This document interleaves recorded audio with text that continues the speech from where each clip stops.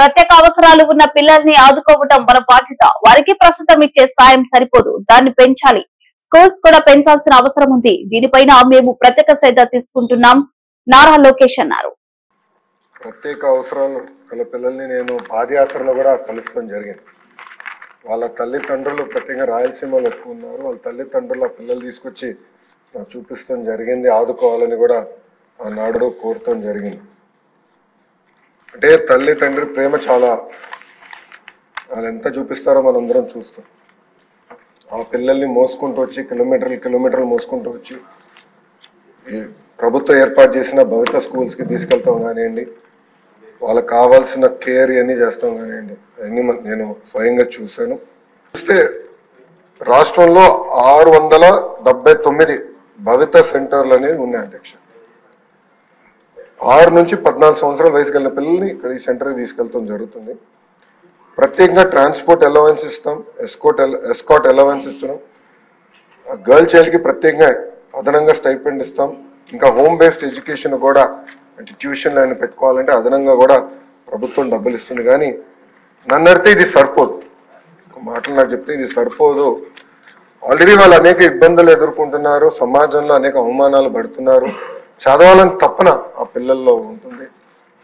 వాళ్ళని అధిగమించుకుని ఎలా వెళ్ళాలి దానిపైన కూడా మేము వాస్తవంగా చెప్పాలి నెల అయింది. నేను మంత్రి అయ్యి నిన్నటితో నెల అయింది. Vast subject. నేను కూడా అధికారులతో చర్చిస్తున్నాను. ఈ 1:10 ఎట్లా సాధ్యమవుతుంది, అంటే యూనిట్ ఎట్లా చేయాలి, ఇంకా తల్లిదండ్రులు ఈ పిల్లల్ని దూరంగా తీసుకెళ్ళగలుగుతారా లేదా, అది ఎట్లా చేయాలనే దానిపైన మేము కూడా చర్చిస్తున్నాం. మొన్న కూడా మీరు చూశారు అధ్యక్ష, ఐఐటి ఎన్ఐటి స్టూడెంట్స్ వికలాంగులు, అంటే వాళ్ళు అనేక అవమానాలు ఎదుర్కొంటారు సమాజంలో. అలాంటిది చదవాలన్న పట్టుదలతో చదివి టెక్నికల్ రీజన్ వల్ల ఐఐటి ఎన్ఐటిలో వాళ్ళకి అడ్మిషన్స్ రాలేదు. దానికి మేము ఎతికి 1992 ఒక ప్రత్యేక జియో ఉంటే అది కోట్ చేసి యుద్ధ ప్రాతిపదికంగా జియో ఇస్తే సుమారుగా 45 మంది పిల్లలు ఈరోజు ఐఐటి ఎన్ఐటికి వెళ్ళారు. అది ఈ ప్రభుత్వంకున్న చిత్తశుద్ధి. వచ్చిన తర్వాత ఫోటోలు వీడియోలు కూడా తెప్పించుకున్నారు. స్పెషల్ కేర్ ఇవ్వాలి అధ్యక్ష పిల్లలకి, అంటే ఎలాంటి సందేహం లేదు. అంటే వాస్తవంగా శ్రీకాకుళం విజయనగరం వరకు నా పాదయాత్ర వెళ్ళలేదు. బట్ రాయలసీమలో దాదాపు 6 నియోజకవర్గాలు మినహా అన్ని నియోజకవర్గాల్లో నేను పాదయాత్ర చేశాను. ప్రత్యేకంగా రాయలసీమలో ఎక్కువ ఈ సమస్య ఉంది. ఆ పిల్లల్ని ఆదుకోవాలి, తల్లిదండ్రులకు అండగా నిలబడాల్సిన బాధ్యత మన ప్రభుత్వం పైన ఉంటుంది. తప్పనిసరిగా దీనిపైన ఒక స్పెషల్ కార్యాచరణ ఏర్పాటు చేస్తాం.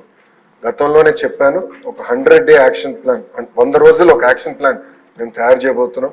అది సభ్యుల ముందల పెడతా, సంఘాల ముందల పెడతా, ఉపాధ్యాయుల ముందల పెడతా, తర్వాత ప్రజల ముందల పెట్టి వాళ్ళ అభిప్రాయాలు తెలుసుకున్న తర్వాత అదొక వే ఆఫ్ పాలసీన విధానం నేను ప్రజల్లోకి తీసుకెళ్ళిన ఆలోచనలో ఉన్నా. అది వచ్చే అకాడమిక్ ఇయర్ నుంచి అమలు చేయాలనేది మన ప్రభుత్వం లక్ష్యం.